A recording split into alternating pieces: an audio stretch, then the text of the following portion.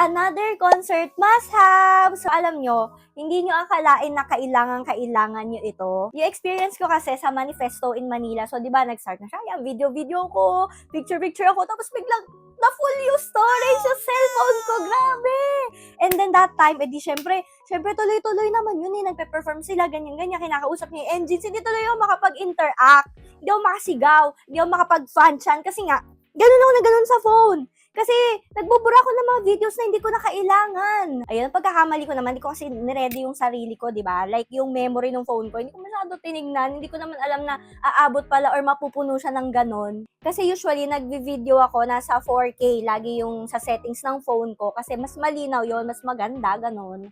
So, ito, ire-reco ko sa inyo, this is the Oricon na portable SSD. And so far, guys, nagulat ako dito, sobrang bilis nito. So, yung read speed niya kasi is 480, kaya pala ganun kabilis. So, 480 gig yung nasa akin. Actually, okay na yun sa akin. Kasi panglagay ko naman ng mga videos ganyan. So, if ever na mapuno. And guys, sobrang liit lang niya at sobrang nipis at magaang lang. Ayan o, ito lang yun. Ilalagay nyo sa bag. Hindi naman to nakakasagabal at hindi nakakabigat ng bag nyo unlike sa power bank. Meron siyang manual pero super dali niya talaga i-connect sa phone or sa computer nyo. So, ganito yung cable niya guys. Naka Type-C. Tapos dito is naka Type-C to A siya. So, pwede siya sa desktop, sa router, sa TV.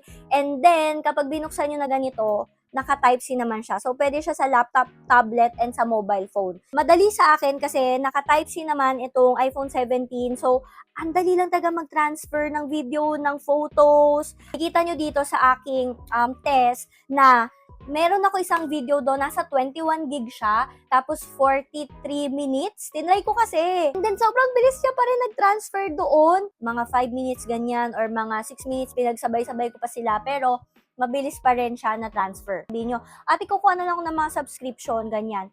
Yung subscription dati na nakuha ko is 2 terabyte siya, and you know, mahal din talaga siya.